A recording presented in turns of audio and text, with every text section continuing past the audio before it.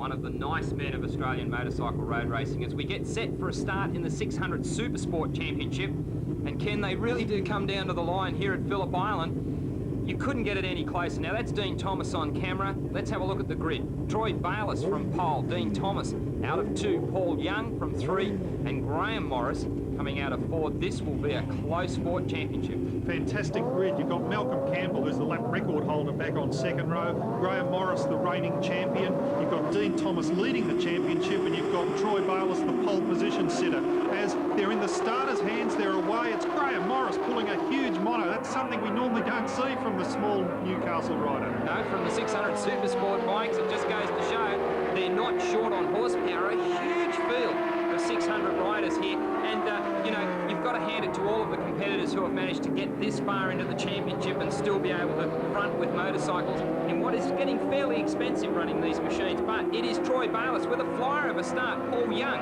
the reigning, well, up until this afternoon he will be the reigning 250 production champion, who's made the big move up to the 600s. Now Bayliss looks pretty strong, as does Sean Brenton, bike 58, so Sean Brenton's up there as well. This is a good run from him. This is his best ride. We haven't seen Brenton up this far in the pack in any of the 600 races this year. He's a man on a mission. He's up to second. He's trying to tag on to Troy Bayliss. Now Troy Bayliss on the Kawasaki, he's got to win both these races to give himself a shot at the championship. The bike, problems in practice. He's got a new engine in the bike. Let's hope it holds for race distance. Well, it certainly seems to have some pace on board. He'd be pleased at least with the horsepower the engine's producing. He's just trying to break the stranglehold of the rest of the field. And right at the moment, the 2 Maxima Hondas a little further back in the field. So Dean Thomas is going to have to work pretty hard. And that is Paul Young up the inside of Sean Brenton. Brenton will have the inside line as they come onto the final run, onto the straight. But it is Sean Brenton hanging off the side of the motorcycle, really riding the wheels of it. He's just ahead of Anthony Perdue at the moment, and it's good to see Anthony Perdue moving a little further forward in the field. Bayliss, though, has got it blown to bits at the moment, simply pulling away, and Paul Young hanging on the outside of the circuit, hoping for a big run, and just hoping that no one's in the slipstream. The 600 Supersport riders are specialists when it comes to slipstreaming on the long straight and the downhill running to turn 1, all important. These guys are riding on treaded tyres. They're not on slick tyres, so they do have to protect them a little bit, and the bikes move around a lot underneath the weight of the bike on the treaded tyres. We've got Kawasaki's holding the first 3 positions. This is quite a surprise. Phillip Island has tended to suit the Hondas. The lap record held by Malcolm Campbell on the Bridgestone Honda bike number 30. Graham Morris, the reigning national champion, into Honda Corner on bike number 1. He, of course, used to hold the lap record at this circuit until Malcolm Campbell took it off him. But out in front, Troy Bayliss, this is something we haven't seen in 600 Supersport racing all year. No rider has been able to open a break like he has done now, with Anthony Perdue in second, Paul Young in third. It's a Kawasaki trifecta at the front of the field. And isn't it Perdue putting in a big ride here? You can see him having to fend off. Oh, Paul Young gets the bike sideways, immediately comes back on Perdue. Now Perdue started to fall back. He's obviously got a problem with the machine. We'll put the mocker on him pretty early there, saying how well he was going. Oh, the hand goes up from Perdue. Bad luck indeed. He's forced to retire the machine. Not sure what the problem is. That doesn't bother Paul Young. He says, well, I'll take that place, thank you very much. That is Graham Morris from Newcastle, the reigning champion again, only until this afternoon. We'll have to see how that works out for him as well. Point score wise, there's nothing he can do about it. The battle is between his teammate and Troy Bayliss. Now Bayliss well and truly has this field shot to pieces at the moment. There goes Dean Thomas. So Dean Thomas, bike 3, starting to make his way up into the bargain. So he has gotten past Sean Brenton. It's been a big ride from Brenton early on in the race, at least on cold tyres. That was an electric performance from him. And, well, Bayliss is out in front. He's going to ride on by. And look at this battle going on for second place. Young up the inside of Morris. This looks pretty good for him. Morris determined to hang on. And probably Morris, one of the smaller guys in the field, carries the least amount of weight.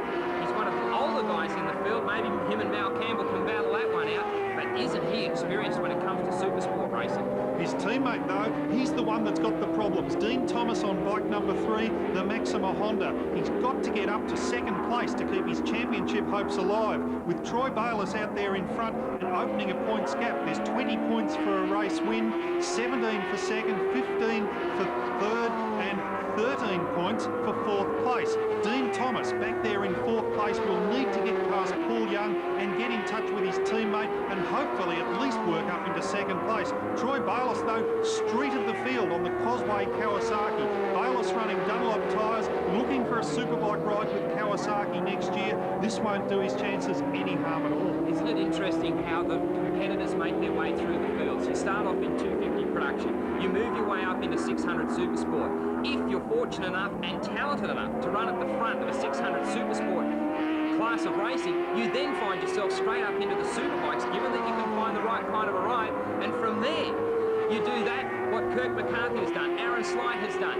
and we've seen Corsa, Matt Milladen, these guys win the big championship and move on. Let's have a look at the slipstreaming now down the straight here, and you can see there that Dean Thomas is making the most of it. He gets to the inside. This looks good for him on the last lap. So Thomas moves ahead now of Paul Young. He has only got his teammate between second place. Oh, Morris rides wide. This will be interesting. Thomas up into second place. This is what he needs, the points. He's only about 3 kilometres from home, and all he has to do is continue to ride the way he is, and he's going to make a big dent on the point score chase as they come down to the last race. This is a fantastic ride from Thomas. Got caught up on the first lap. He was back in the pack. He's worked his way through. He hasn't panicked. He's nursed his tyres. He's worked the bike up into second place. Troy Bayliss has this race shot to bits. Thomas has to hold off Young and Morris. Morris is his teammate. He'll be riding shotgun. Young, however, he's looking for a superbike ride in 1996. He'll be after second position. These first 4 bikes, all shot with Dunlop tyres, 2 Kawasaki's, 2 Hondas, fighting it out for the championship, fighting it out for this race. Thomas, Morris and Bayliss, all from up in New South Wales. Morris under Paul Young, big move under a very fast right-hander leading up to Lukey Heights. Closing in now on his teammate.